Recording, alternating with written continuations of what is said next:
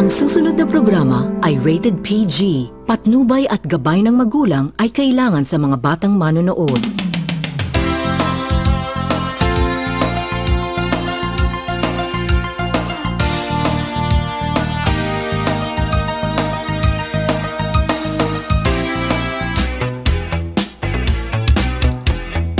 Yan, magandang morning Mindanaoan. Isang masiglang umaga sa inyong lahat. Ngayong ika-13 na sa buwan ng Abril taon 2006. Siyempre mga kabrigada sa lahat ng nakatutok ngayon, abangan ninyo dahil mamaya meron po tayong demo ng Comelec Gensan mga kabrigada kaugnay sa paggamit ng tinatawag na vote counting machine o VCM dahil 26 days na lamang ay May 9 election na mga kabrigada.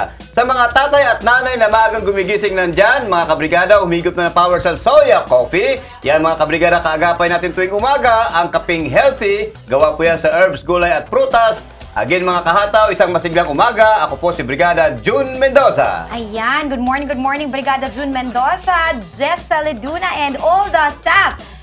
Production team of Morning Hataw. Good morning to you guys. Especially kay Chuchu na nasa likod ng camera ngayon na parating nakabantay.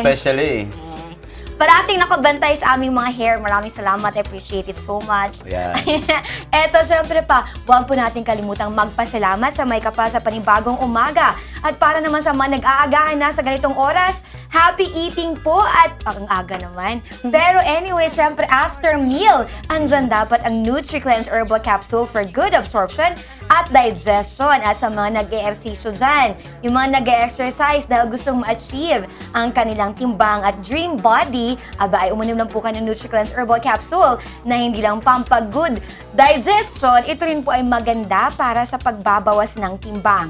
Ulit, good morning to all of you. Ito si Kabrigadang Leila. Yun naman, good morning po, Luzon, Visayas, and of course, Mindanao. Siyempre mga kabrigada, health is wealth. Kaya naman ngayong umaga, abay dapat palakasin natin ating immune system at dapat maging healthy tayo all throughout the day. Siyempre, nandyan po ang mga Brigada Health Life products na makakatulong sa inyo. Nandyan po ang Curamed Herbal Dietary Supplement Capsule na talaga namang siyempre makakatulong sa atin sa pag-achieve nga sa ating mga gustong katawan this summer. And of course, mga kabrigada, sa mga hindi pa nakaget over sa kanilang break-up, sa kanilang mga pag-ibig, ayan mga kabrigada, tandaan nyo lang po that there's more to life than love. So mga kabrigada, enjoy lang tayo today dahil marami kaming surprises and segments na makakuha kayo ng guidance. Siyempre, ito pa rin po, Brigada Jess Saladuna. Aga ng hugot Napag-uusapan yung tungkol sa pag-ibig. Antabayan din yung mamaya mga kabrigada ang ating hugot line na segment. Of course, kasama si Brigada Atty. Can Balyeques, 89.5 Brigada News FM. Pag-uusapan natin ang tungkol naman sa problema sa pag-ibig. At kung hindi man problema ang pag-ibig, no? Minsan lang yung problema, ang issue lang, Brigada Jess at Brigada Leila, yung pagdadala lang din ng tao. No? Kasi minsan, sobra yung pagbibigay mo ng affection. Ayan. Na-overdose. Na-overdose ka, di ba? Love is, of course, love is love, di ba? Love makes the world go round. Ika nga nila, kung walang pag-ibig, di ano na lang yung tao. Kaya lang, minsan yung pagdadala ng tao sa pag-ibig. Ayan. Sige na. Talaga naman coming from an expert. Why not coconut? Why not choknat? Controversial kasi yung ating topic later. Ayun ba? Nabasa mo ba yun? Oo, na-text sa akin. Hindi ko masyado na ano. Pero, akala ko kasi you're going through something. Hindi naman. Hindi naman. Okay ka lang. Laban lang. Oo, go, chuchu. Ayun, nakikichuchu lang. Oo, syempre, abangan nyo later kasi yung mga kapulisan natin, nakatutok po natin sa Hatos sa Fitas kasi nakikijam sila. Ay, that's good. So sa mga kapulisan natin, good morning mga ka-partner natin para to maintain the safety or the orderliness of our country. Ganun. At syempre, para sa darating na Mayo 9.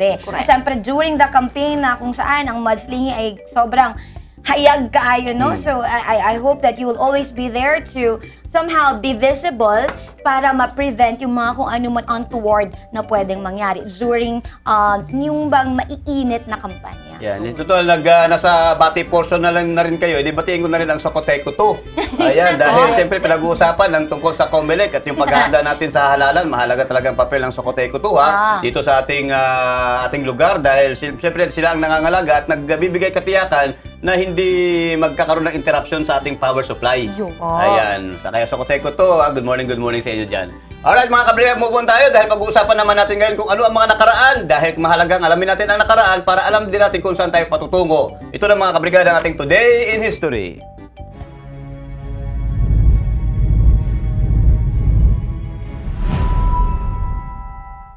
Noong April 13, 1872, si Ramon Avesenia, punong hukom ng Korte Suprema na may malaking naiambag sa pagpapayaman ng mga batas sa Pilipinas, ay ipinanganak sa Molo, Iloilo.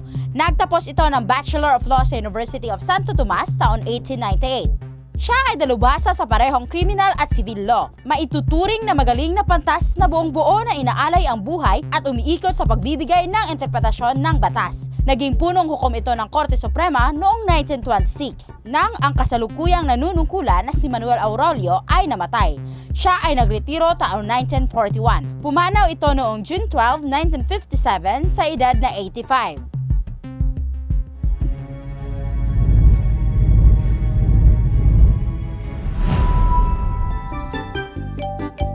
Yan. So, naging Chief Justice pala si Avesenia. Okay.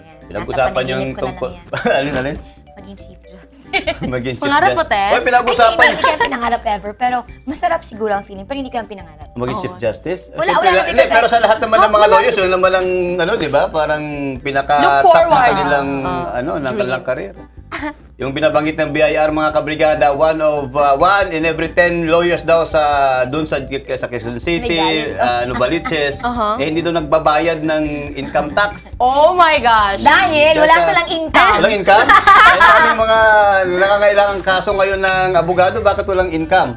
Yan, kasi po, ang nangyayari, magaling po sila doon sa pagka-tax avoidance, Sa which is taxation legal subject. under the law. Ayan, nalulusutan yung mga legal obligations. Pero the thing is, sana po ay the BIR can act on this. Actually, speaking of BIR, April 15 mga kabrigada ang panawagan ng BIR deadline sa paghahain ng income tax return. Kaya sa ating mga kabrigada, gagawin po natin ang ating responsibilidad. Tulungan po natin ang gobyerno dahil minsan nangangailangan din tayo, minsan sinisigil natin ang gobyerno pero hindi rin naman natin ginagawa yung ating responsibilidad at papel para matulungan ang ating pamahalaan. Tama, Yeah. tama. Rest assured na tayo ay nagbabayad o kaltas agad sa na sweldo dito sa brigada. Kaya sa mga safe. withheld yung income tax. Opo. Pero doon sa kailangan pang, meron kasing mga iba-ibang Bracket. computation. Oo. Kaya last part, 5 pesos.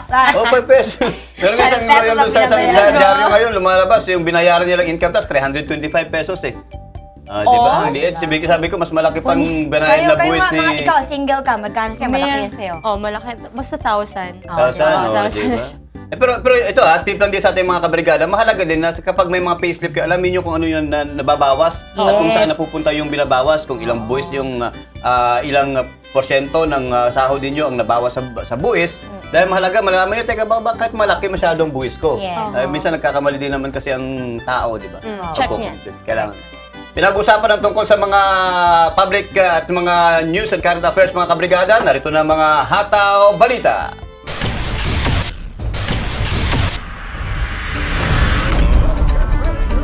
Matapos ang kanyang laban kontra kay Team Bradley, aasahan umano isang mainit na pagsalubong sa pag-uwi ni pambansang kamao Manny Pacquiao dito sa General Santos City. Kung kaya't isang hero's welcome na ang hinahanda ngayon pa lamang. May hataw balita si Faith Dandoy.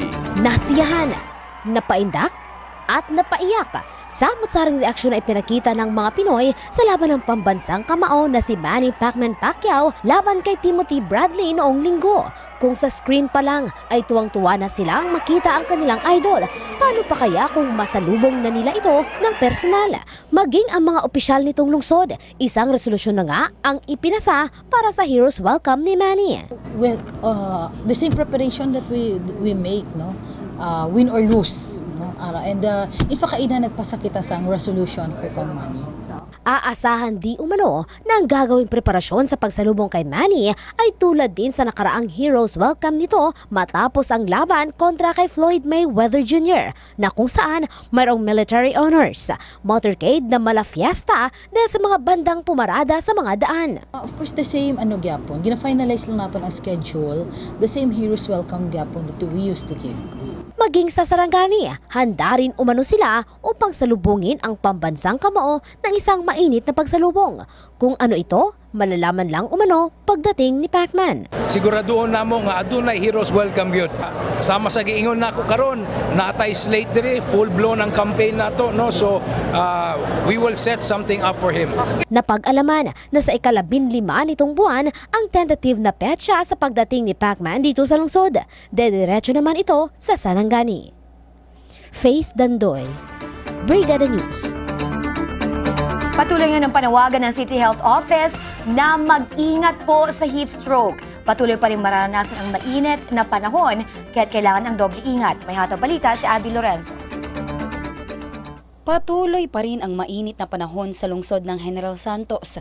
Kaya naman na stroke ang 86 years old na si Lola Catalina Nival noong Sabado. Hanggang ngayon, nasa Dr. George P. Rueca Hospital pa ito at kailangang isailalim sa CT scan. Ayon kay Imelda Villafranca na dahil sa mainit na panahon sa Jensen, kaya inatake ng hypertension at na-stroke ang kanyang ina. Ang istorya sa kumbayaw, nagkuhan pa daw niya mga apo niya. Paglingi daw nila, natumba na daw sa yuta. Tungos kainit lagi daw kunong na stroke. Dahil sa nangyari, hindi makapagsalita ng maayos si Lola at hindi rin ito magalaw ang kaliwang parte ng katawan. Sa kwartong ito ng Jensen Hospital, dinadala ang mga ina-atake ng hypertension at stroke. Puno ito ngayon pero mas marami umano noong mga nagdaang buwan. Ayon naman sa City Health Office na kailangan talagang mag-ingat dahil ayon sa Pag-asa, sa Hunyo pa bababa ang temperatura ng Jensen. Ang atong mga hypertensives, no? Itong mga mataas ang blood pressure, damo lang gihapon. Patuloy naman umano ngayon ang kanilang panawagan na huwag lumabas ng bahay ang mga may sakit na hypertension dahil malaki ang tsansa na ito'y aatakihin. So at mga normal ang BP, so pwede sila makapa-check up once a year or as often, no, kung may napacheck sila. And itong mga dati na nga may mga taas ang blood pressure na they have to have a monthly, no, nga blood pressure monitoring. Napag-alaman na ayon sa Pag-asa, halos hindi bumababa sa 37 to 39 degrees Celsius ngayon ang temperatura ng Jensen at South Cotabato. Kaya naman dapat na ugaliin ang pag-inom ng tubig para iwas dehydration at kumain din ng masusustansyang pagkain. Abby Lorenzo, Brigada News. Umabot na sa 51 degrees Celsius ang heat index sa Cabanatuan City, Nueva Ecija. Ito ang pinakamainit na temperaturang nararanasan sa Pilipinas ngayong taon, bagamat 36 degrees Celsius lamang ang narehistro sa aktual na init. Nasa 65% relative humidity naman ang epekto nito. Ang init factor mga kabrigada ay dulot ng singaw ng paligid, mga sasakyan at dami ng tao sa isang partikular na lugar. Kaya naman naniniwala mga eksperto na maaari pa itong tumaas sa mga susunod na araw dahil wala pa sa peak o pinakatuktok ang tag-init sa ating bansa. Dito naman sa General Santos halos hindi bababa sa 36 degrees Celsius ang init ng panahon. Pinasok ng mga pulis sa Estasyon 5 o Tumbler Police Station ang 4 na pamamahay sa Purok Placida at Purok Fernandez sa Barangay Kalumpang. Base sa kanilang hawak na search warrant na pirmado ni Honorable Judge Panambulan Mimbisa ng Regional Trial Court ng Lungsod, sa kanilang pagpasok nakuha nila ang mga shabu, drug paraphernalia, mga baril at bala. Isa sa mga nakuha ng baril ay si Abrer Lanoy na may kalibre 45, mga bala at magazine sa loob ng kanyang bahay. Ayon pa sa nahuli na pamproteksyon daw po lamang ito. Sa pamamahay naman ni Boboy Rapdos, mga bala ng shotgun, aluminum foil, isang glass tube at marijuana ang nakuha ng pulisya sa kanyang bahay. Todo tanggi naman si Boboy na kanya ang mga nakuhang kontrabando. Sa ngayon, nasa pangangalaga ng Police Station 5 o Tumbler Police Station ang mga nakuhang kontrabando, kabilang na ang mga nasangkot dito. Sir, yung mga nakuha na? Dili na po, ma'am. Wala mo ko'y pusil nga shotgun. Ito, marijuana, mo gamit, anak. Dili na po. Wala ka gagamit pa doon ka ng shabu, sir? Walang kuha na naman, wala kong gamit, anak. Sa mo reaction, sir? Reaction lang. Okay lang, wala yung bimara sa mga bro. Ako, clear na ko, tugaan ko sinuod niya. Lisod mo magtago-tago ta, nang makakmanta. Pero di lang tapos ang ilan nga nagkuwantag siya buba. Ilan tayo mga nga nanasok siya buba. Search warrant. Tabang pa mga ganita nga natay, tudlo nga nagtulak na itulak diya. Kinahangyo bilang mga undangon ang paggamit na alang-alang sa ilang pamilya o alang-alang sa atong mga kabataan, sa atong mga anak na dili gyud na-involve na. So wala gyud kayuhan nga atong hatagan og mayong edukasyon atong mga kabataan. Pinaagi sa mayong pag-unahuna o mayong paghatag o pagdisiplina. Samantala, arestado naman ang number 1 sa most wanted person list ng Police Station number 7 o Fatima Police at rank number 10 sa mga most wanted persons ng General Santos City Police Office. Pero ang suspect todo tanggi sa aligasyon laban sa kanya. Narito ang Hataw Balita. Calaboso ang rank number 1 most wanted person ng Police Station 7 at top 10 most wanted person ng General Santos City Police Office matapos nahuli ang 30 anyos na si Ramil Escobar, residente ng Block 5, Lot 24, Area 1, Labos, Barangay Fatima ng Lungsod, pasado alas 11 ng gabi araw ng Lunes. Nakuhanan ang nahuling si Escobar ng isang unit ng homemade handgun for 12 gauge at dalawang 12 gauge ammunition. Ngunit itinanggi ni Escobar na sa kanya ang nakuhang baril. Hindi naman raw ito konektado sa illegal na droga. Hindi yun sa amin, ma'am. Hindi sa'yo? Involved ka ba, sir, sa mga drugs? Hindi po, ma'am. Magtrabaho po ako, ma'am. May pamilya ako, ma'am. Ako magawa, ma'am. Nandito na ako, ma'am. Ano pa bang gawa ko dito na nandito ako? Ayon naman kay Police Senior Inspector Ryan J. Capurcos, magpapaputok raw sana si Escobar noong na-corner ito ng kapulisan. Ngunit buti na lamang raw at hindi loaded ng bala ang kanyang baril. While approaching doon sa suspect natin, magtangka pa siya na mag-resist kasi bumunot siya ng baril, no? Pero na-realize niya siguro na hindi siya nakapag-load. Kasi nung chinek namin yung baril niya, hindi loaded yung baril niya. Kaya binalik niya uli. Pero may attempt sana siya na maglaban kung nakaload yung baril niya.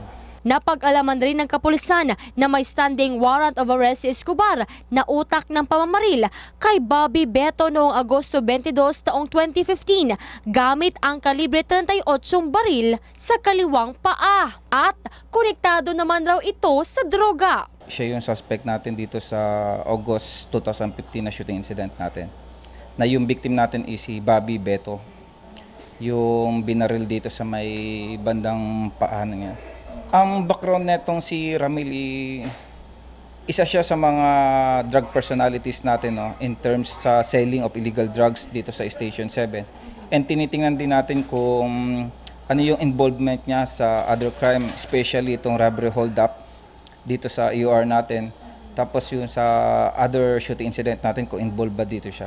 Ngunit ayon naman kay Escobar, hindi raw ito totoo at ginagawan lamang raw siya ng kasalanan. Hindi yan totoo, ma'am. May galit lang siguro na tao sa akin, ma'am. Sino yon? Ewan ko, ma'am. Hindi ko alam. Sa ngayon ay nakadetina na ang nahuling si Ramil Escobar sa Police Station 7 at idadagdag ang kasong Omnibus Election Code o COMELEC gun ban sa kanya. Sa balitang nasyonal, binawin ngayon ng Armed Forces of the Philippines ang kanilang naunang pahayag na kabilang ang high-ranking Abu Sayyaf leader Furuji Indama sa 25 teroristang nasawi sa 3 araw na operasyon sa Basilan.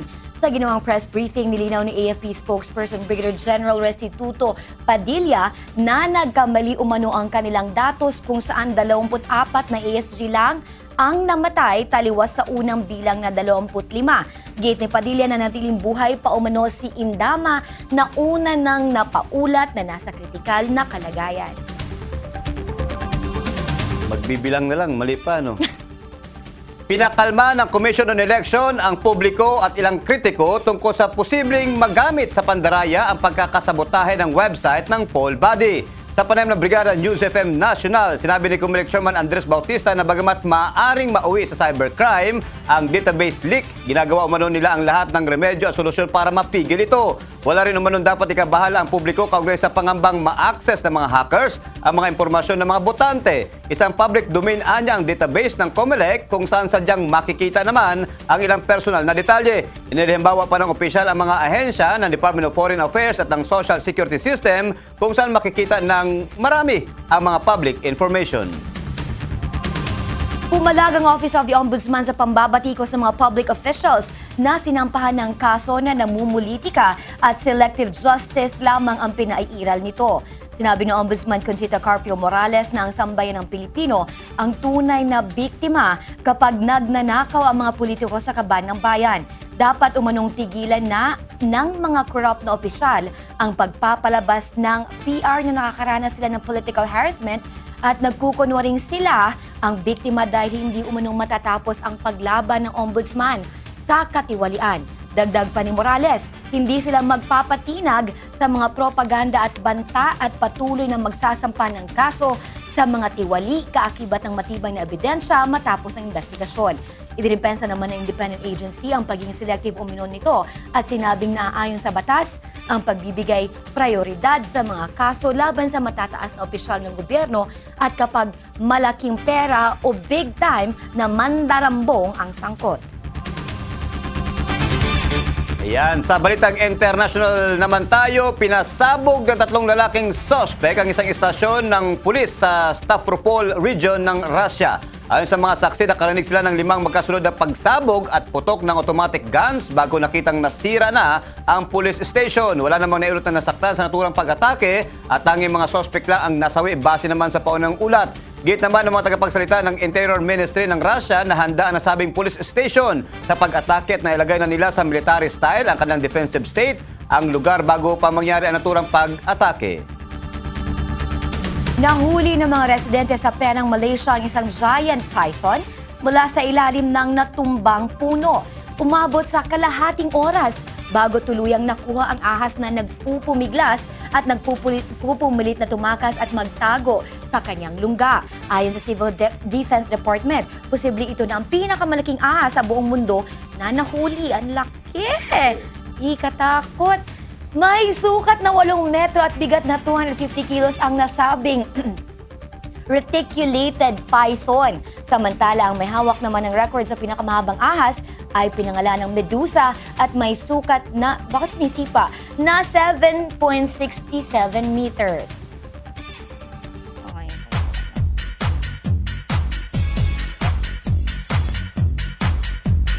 Nakakatakot, pero wag naman sanang ganun i-treat ng, di ba, animal na nga, tapos animal pa, hayop pang pagpito sa kanila. Bad naman. Anyway, magbabalik Pinas ng American singer-songwriter na si Charlie Puth para sa isang solo concert na parte ng kanyang 9-track Mind Tour. Sa Agosto sa Kia Theater ay nakaschedule na mag-perform para sa kanyang Filipino fans si Charlie. Kaya naman, make sure to save up your concert budget tickets dahil ang tickets to Charlie Puth will be available simula bukas, Abril at 13. Ito na ang ikalawang pagbisita ni Puth sa bansa na nag-perform sa Eastwood City noong October 2015. Kabilang sa mga pinasikat na kanta ni Puth ay ang One Call Away, ayun pala yun. Now I know, Marvin Gaye at See You Again kasama si Wiz Khalifa kung saan co-writer at co-producer siya. Samantala, bumuhos ang pakiramay sa singer na si Tom Jones matapos pumanaw ang kanyang asawa dahil sa sakit na cancer. Binawian ng buhay si Lady Melinda Rose Woodward o AMS, kilalang Linda mas kilalang Linda sa Cedars-Sinai Hospital sa Los Angeles. Sa pahayag na inilabas sa official website ni Tom Jones, nasa paligid ni Linda ang kanyang asawa at ilan pang mahal sa buhay ng pumanaw ito. Kamakailan lamang ay kinansel ni Sir Tom ang kanyang mga concert dahil sa luwang sakit na dinaranas ng isa sa kanyang pamilya. Sina Linda at Tom ay 59 na taon ng kasal at may isang anak na nagngangalang Mark.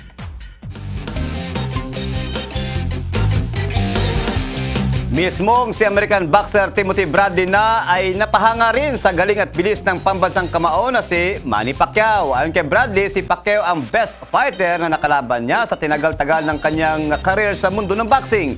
Dahil dito lalong lumakas ang panawagang ipagpaliban muna ni Pacquiao ang kanyang pagretero dahil kung tutusin ay may asim pa at kaya pa nitong lumaban. Nasaksihan ng buong mundo ang pagbabalik ng angas ni Pacquiao sa loob ng ring nang talunin nito si American Timothy Bradley noong linggo sa MGM Grand Garden Arena sa Las Vegas, Nevada.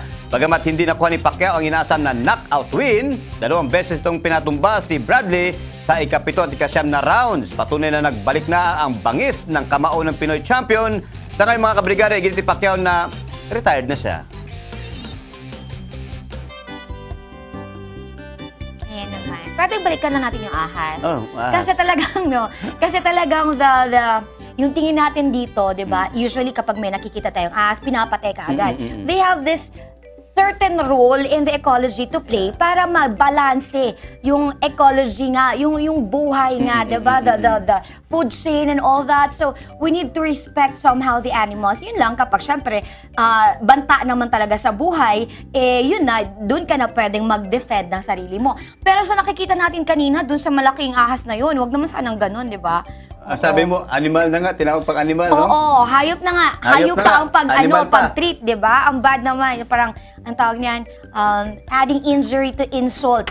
Ayoko yun. And of course, gaya yung binabanggit ni Brigada Leila, mahalagang galangin at respetuhin natin ang karapatan ng mga hayop. Pero sana mas unahin nila ang karapatan ng tao. Ayun, sokoteko na lang. Sa ating pagbabalik mga kabrigada, more news at more talks dito lamang sa Morning Hataw.